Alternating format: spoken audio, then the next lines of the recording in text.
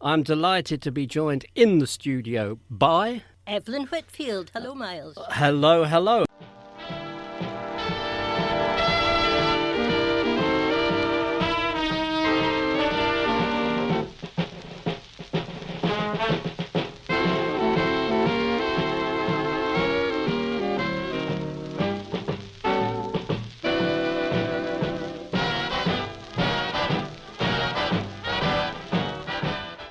Ted Bennick there. That was Ted and St Louis Blues March, which is a great good old stonking rattle to start with. As I said, we've got Leith-related memories and some marvellous array of music. Evelyn, you've got something for us straight away, Leith. Just looking at a little booklet called Leith Lives. It's a series of booklets, and this particular one is reminiscences about school days. And the opening remark is by a John Watt, who was at St Mary's Primary in 1918. And he says, they were tough teachers. They could tame you. And the next wee story is about a very tough teacher indeed. And it was by Alexander Dunnett, who was at Leith Academy way back in 1903. And he says, it was Miss Gulland, a teacher in Leith Academy. I must have said something, and she took a wooden ruler, a flat wooden ruler, and she struck me across the ear, and it perforated my eardrum. I was sent across to Leith School Board Hospital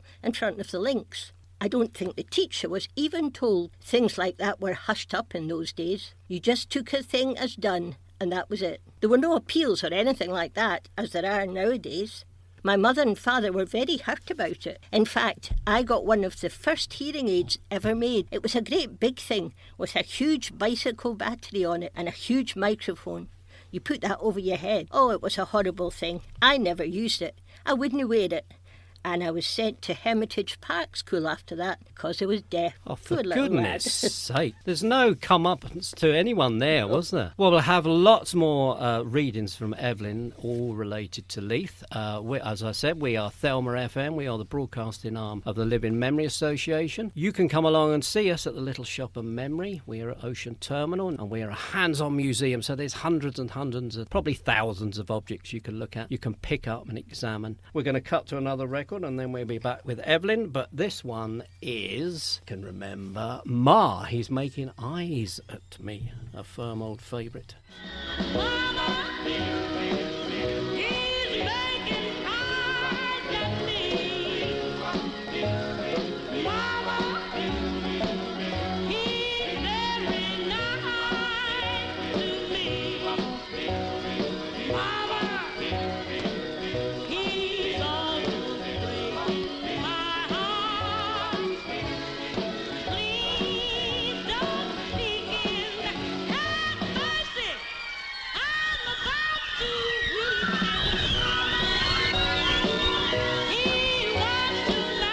That was Ma, He's Making Eyes at Me, and it was from the Johnny Otis Show. Doesn't actually say who the singer was, which is rather odd, but I always associate that with Lena Zabaroni. Before we start, and Evelyn gives us another reading, Thelma FM, people will be probably wondering, Thelma, who is this woman called Thelma?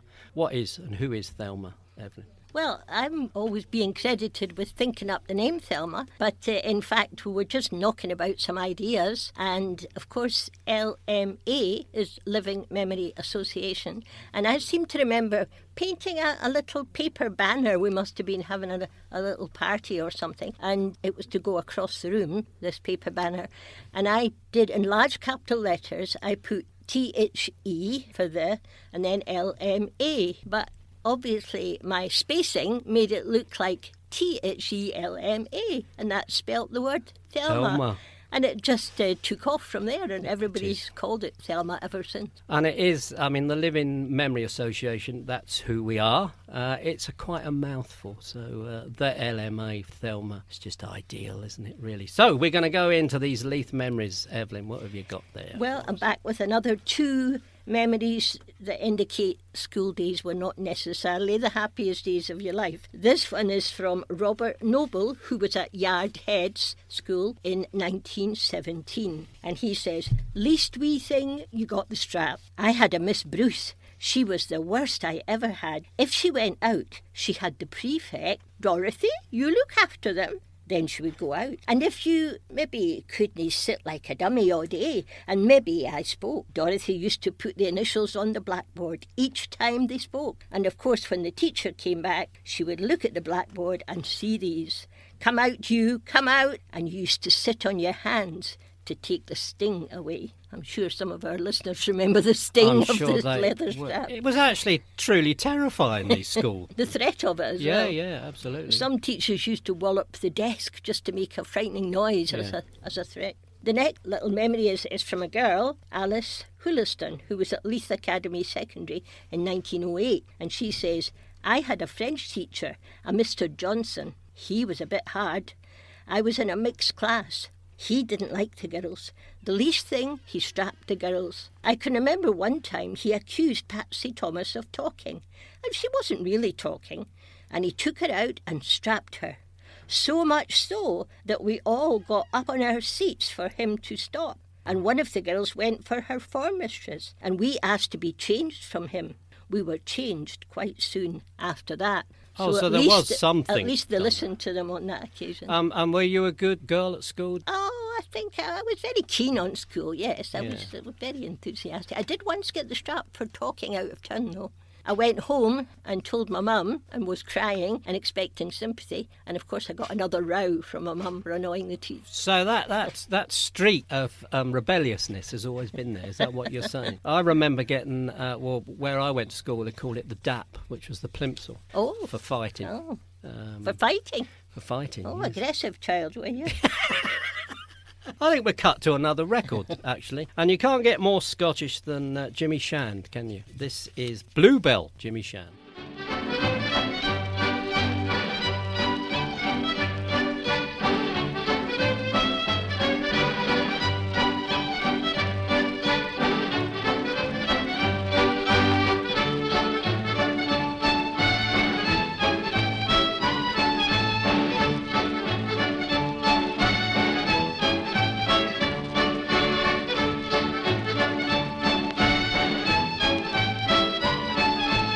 That was Jimmy Shand, Bluebell Polka. I expect all over the world there are people that are unable to stop dancing because of that rhythm. Or tapping their feet, at least. Yes, I mean, it was hugely popular, wasn't he, Jimmy Shand, for many, many, many years. We're getting back to school day memories, Evelyn. Well, in contrast to those three horror stories from the first 2 decades of the 20th century, this is a story about a kind teacher.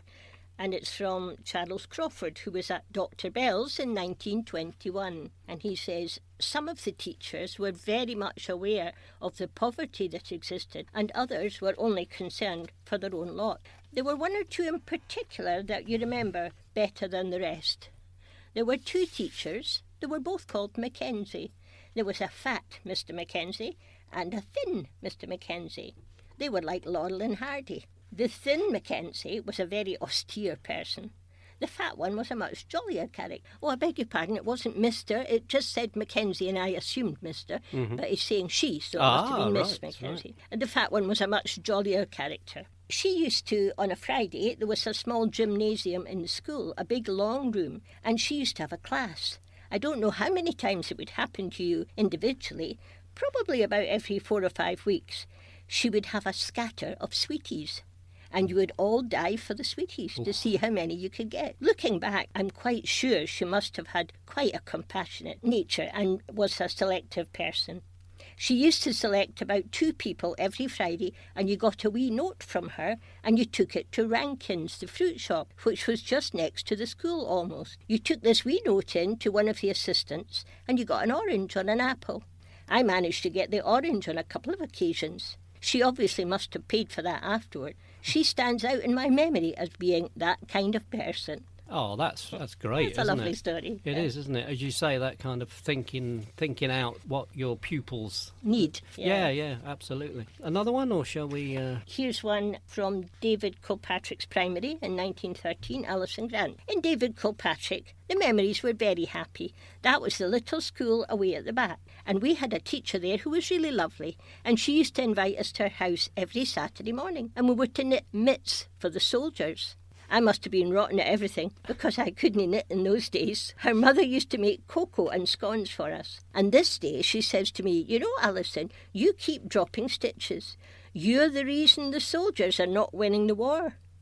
So I came home heartbroken because I thought I was the means of the war lasting so long. And my mother wouldn't let me go back again. However, Miss Lorimer was such a lovely woman. She came to my mother and she was so sorry that she'd said this. So I got back, whether I dropped stitches or no. Oh, that was a perfect story because it was tragic and then it was rescued. Yes. What a great film that would make. David Kilpatrick's school was in fact behind Leith Library and was affectionately known as DKs or Daft Kids, and that's people that actually went there have told me that. So I'm not being rude. We're going to have another record, and I don't know what the weather's doing out there at the moment, but this is lovely weather for ducks. Rosemary Clooney. It might be, well, given Scottish weather, it might well be very suitable.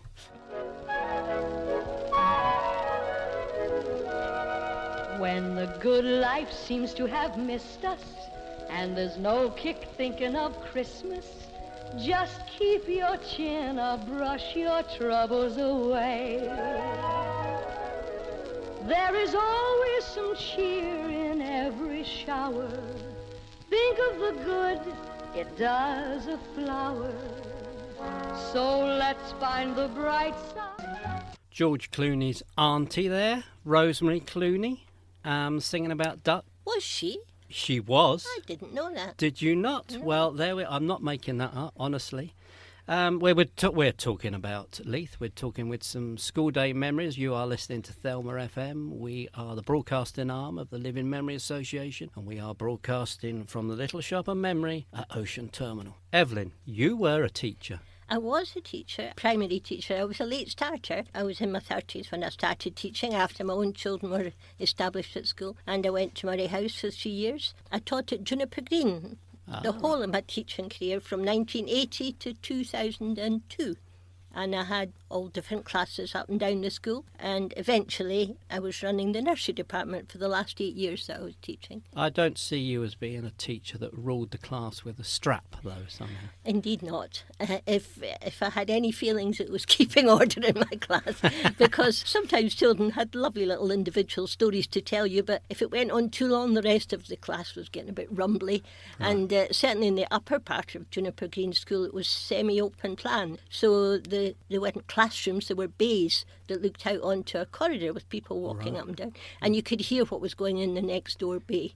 So you had to be careful to try and keep the noise down in your bay. And you couldn't have singing or anything spontaneous. You had to go to the singing room for that with your class. And you were young and new to it. Were there old teachers there that probably were more disciplinarians? The teacher immediately in the next bay to me was very much old school. Probably ruling the day that they didn't have the strap. She said to me, don't give them anything nice to do until they're prepared to behave really well. This was like art and craft or something like that. They got a bit rumbly with sorting out all the materials for the art and craft. Her art and craft classes were always silent. Really? Did it in silence, yes. Oh my goodness. You've got some more things there to read from? I have, yes. This one is talking about health, I suppose, in the primary school days in Leith, and it's Jean Fairbairn from Dr. Bell's in 1915. And she says, I tell you what was rife when I was at the school, ringworm, and that it was infectious. It was mostly amongst boys, though, and they got their hair cut. They had to get it scalped, and they were taken away from the school. Do you remember Links Place School? That's the school they went to. They separated them from us. That was the medical school. They were there for about 6 weeks. The nurse came round and she examined ear, nose and throat and your teeth. And if you needed teeth out, you went to this Links Place. And you got your eyes tested there. You got glasses from them. So it was quite comprehensive, the healthcare, wasn't it? Do you remember the school dentist? Only very vaguely. I remember. I do remember the knit nurse coming round when I was teaching in the 80s. They call it, a proper name was hair hygiene or something, but the children always said, here's the knit nurse coming. Did you have any outbreaks of nits? Not that I remember, but it didn't necessarily mean the children had dirty hair, you know. No. It could jump from one child to another. Well, it's knit still Yes, are a yes, problem, oh, aren't they? yes. But I think that sort of nightly ritual of combing is just a kind of wash in shampoo now, isn't it? You get a special kind of shampoo, yeah. I certainly remember the school dentist because it was a terrifying day when they arrived. I was in a rural school, so right. they arrived in a van. They used to have a nurse came round to do mouthwash with the children. Great. I think it was something that strengthened their teeth. Oh, right. What would have been in it now? I'm not quite sure what it was that was in Fluoride it. or something?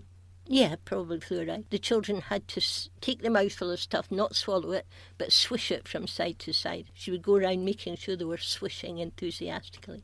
And one or two rascals discovered that the moulded plastic on their chairs, if they scratched it with their fingers, it made a similar noise to the swishy noise. They were destined for sneaky things, those ones, Yes, weren't they? yeah. Do you remember Tab Hunter, the actor? I do, yes. Tall, handsome, Yes. blonde hair, I think. I think so. Well, this is Tab Hunter, who was also a singer and don't get around much anymore. Actually, he's got quite a good voice. Missed the Saturday dance. Heard they crowded the floor. Couldn't bear it without you. Don't get around much anymore. Thought I'd visit the club. Got as far as the door. They'd have asked me about you. Don't get around much anymore. Tab Hunter. I thought that was really rather good, actually. Tab Hunter actually only died last year at the good old age of 86 and wrote a very good book, memoirs apparently about his life, and he was gay. So that kind of traditional matinee good looks all hidden away, a long life. Anyway, now Evelyn, what have you got there? This for is us? yet another wee story from Leith Lives, School Days, and it's from... This little book was published, we think, about 1990 or maybe in the late 1980s. So they're memories from quite a long time ago. And this one is from Alison Grant, who was at Cooper Street School in 1913. It was the first Armistice Day. And in Cooper Street School, the centre of it was like a prison, just a big hollow square. And you went along landings, and the gong was right underneath the flat that I was on. We had all been warned about this. Going to be a 2-minute silence. We would go out and stand with your head bowed. Then the next gong would ring and you walked back to your class again. Well, of course, once again, I forgot all about this. When the gong went, I thought it was playtime and I lifted my piece. I always had my mind on food. I lifted up my piece and I'm gone out. There was this vile woman, Kate Anderson. And this lassie says to me, "Oh, if old Kate could see your piece." Well, I had as many straps from that woman. Well, with my wee fat hands, and the gong went, and I'm bending my head, and I'm trying to keep my roll in my hand, and we just got out. Sorry. Oh, my goodness. We just got our head bent, and my roll slipped out of my hand and ran away right down. It knocked on the gong. And that was the end of the first 2 minutes silence in Cooper Street School. You can just picture that scene, can't you? You can. That's fantastic. What do you got? You've got something else there for us? Just 2 more short ones, Yes. and then that's all the school ones. This is from James Mackenzie, North Fort Street School in 1901. The New Haveners, they came to North Fort Street School from Victoria School. And the Leithers, they came from Cooper Street School after qualifying. And there was a great rivalry between them and the New Haveners, what they called the Bowtows. Ah. And I think a lot of people will recognise that name, Yes, the Bowtows. absolutely, the New yeah. Haveners. And this last one is from Pheme Anderson, who was at David Kilpatrick's in 1931. And I think maybe it's a story that a few girls would empathise with in those days. I would have liked to have stayed on at the school, but in those days there were lots of big families, and when you got to 14, well then, times were difficult. If you were of an age where you could go out and earn, well, you went out and earned to help the family budget. That's the sum and total of it. That is a common story. Yes. I mean, as you say, specifically girls. Well, they would probably think the girls were going to get married and raise a family anyway, so they didn't need to have qualifications. And you do hear of people leaving school at 13, 14. Yeah. Great. So, as I say, memories from quite a way back, but there'll be some familiar memories there for people. We're going to have 2 records in a row, and we're going to have some absolute classics. We're going to have Duke Ellington, Clarinet Lament, and then we're going to have a favourite of mine, because, of course, we've got to have Eartha Kitt, and it'll be Honolulu Rock-a-Roller.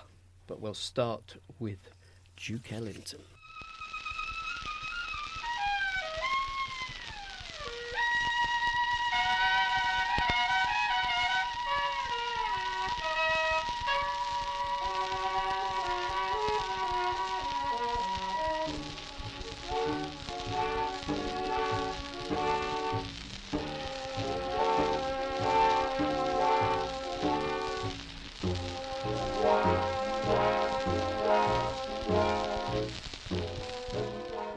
Honolulu rock-a-roller, Honolulu rock-a-roller. Come and see them all rocking away on the beach at Waikiki. You'll love her, Honolulu rock-a-roller, Honolulu rock-a-roller.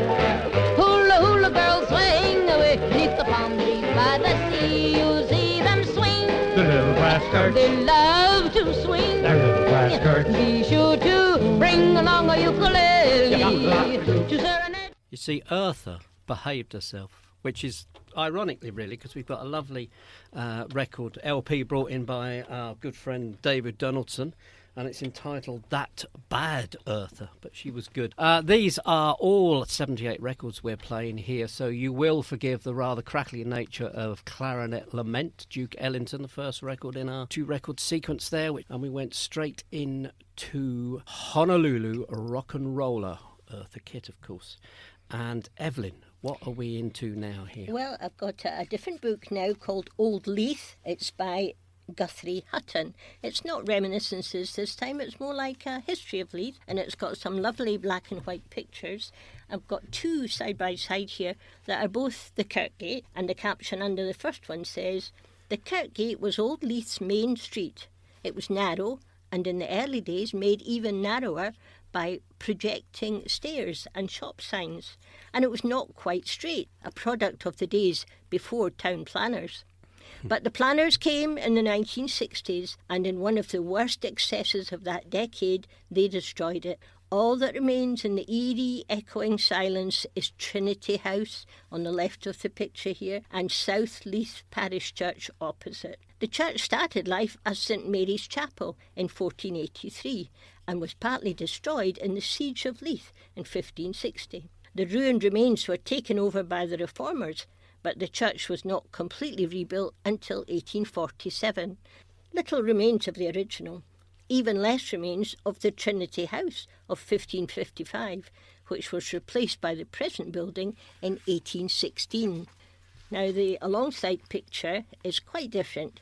It's a street of shops with quite a few people in the street, and I can see a hand cart with a big wicker basket on it, and I can see somebody in the distance who might be a chimney sweep because he's carrying a ladder. And this is the caption. The domestic ordinariness of the other buildings in the Kirkgate was in marked contrast to these grand survivors. In a quintessential old Scots streetscape, there were tall tenements, cheek by jowl with smaller houses with whitewashed steps, and on either side was a warren of closes, vennels, pens and wines.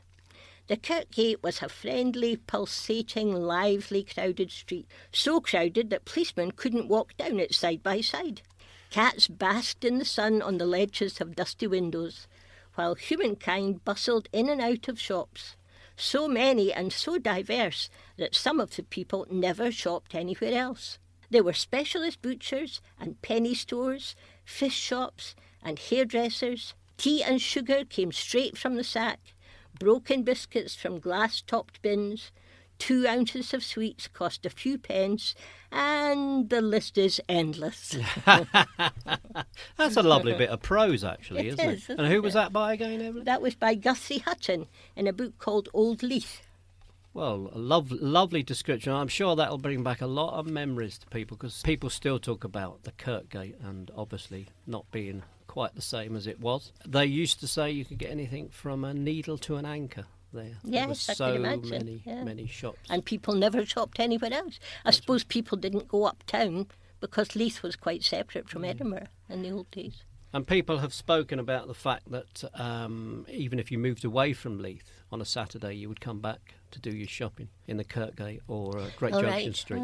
It was very much. We're going to have two more records back to back here, and another discovery which I hadn't really appreciated is Lonnie Donegan. We've got quite a few Lonnie Donegan 78s, and these 78s are vinyl, all of them, not the old shellac. So we're going to have Lonnie Donegan, and then I'm not making any apology for having more Eartha Kitt, and it is the wonderfully named I Want a Man, a Man, a Man, which is quite a lament, really, isn't it? We start with old Lonnie Donegan. You see the story of Darling Corey. Corey was a bootlegging gal, she was doing all right, but the revenue officers come along down, and well, I guess they just blowed her down. First time I seen Darling Corey, she was standing by the sea. 45 strapped around her bosom, and a banjo on her knee. I said, wake up, darling Corey. I always found it a bit difficult to concentrate after Eartha Kitt's been on, speaking and singing in French as well, impeccably, I believe. Yes, that was Eartha Kitt and the wonderfully named I Want a Man, a Man, a Man. You are listening to Thelma FM. We are broadcasting from the Little Shop of Memory in Ocean Terminal, and you've got an Ocean Terminal related story in a way, haven't you, Evelyn? Yes, well, sure, everyone knows that before Ocean Terminal was built, it was the site of Henry Robb, the shipbuilder, and we have quite a few people walking in and reminiscing with us about their time working in Henry Robb's shipyard. Well, this is another excerpt from Guthrie Hutton's book on Old Leith, and there's a picture of two, again black and white picture of two ships. The most famous ship built at Leith was the Sirius. She became the first steamship to cross the Atlantic when, during an 18-day voyage, her crew burned wood and resin to keep up steam after the coal ran out. She was built by Mingus and Company, who were the very first shipbuilders in Leith. Henry Robb Limited, who ceased operations in 1984, were the last. Robb's started as a ship repair business in 1918, but gradually absorbed their shipbuilding neighbours like Ramage and Ferguson. They were known for building luxury yachts for the rich and famous. Two of these custom-built floating palaces are seen in the two pictures. The one on the right is unidentified, but the other one is the Liberty, just after her launch. She was built in 1907 for an American millionaire. One of these such vessels built in the year. The others were the Hunter and the Lady Blanche. The Lady Blanche. Lady Blanche. It's almost back to Eartha Kitt and all that. Leith, such an industrial area, and people talk about, you know, the sheer amount of men largely coming out of these workplaces, but also, of course, we had other workplaces that were more associated with women working in, and Crawfords and bakeries and the like. I said we had an eclectic mix of music, and we certainly do, because after Eartha Kitt, we've got Lead Kindly Light, and it's by the Black Dyke Mills Band. So this goes out to Francis here.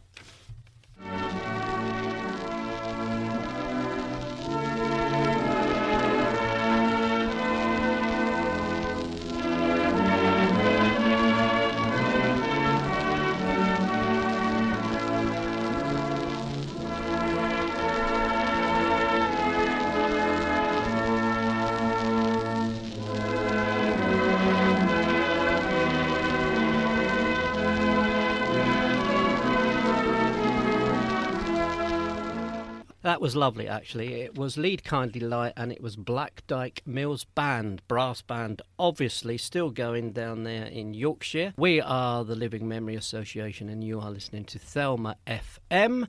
I should mention also that we have our unit here, our hands-on museum in Ocean Terminal, but of course we have another hands-on museum unit in the centre, Livingston, which you are welcome to go along and visit. But we are back to Evelyn, and we've got some more Leith memories. What have we got this time, Evelyn? Well, this is a grand picture of a co-op lorry with the lovely old big wheels, and it's piled high with, it looks like tea chests, and they've got adverts on the side, and on the back of the lorry it says, "Wanted, another co-op member," and on the side it says, "You built this, build higher still." And the caption goes, "The Scottish Cooperative Wholesale Society set up its second distribution depot in Leith in 1877. Leith was well placed for the import of grain and dairy produce from Europe, and the depot quickly proved to be a success. After only 3 years, it moved into larger, permanent premises in Links Place and Poplar Lane, handling groceries, fruit and vegetables,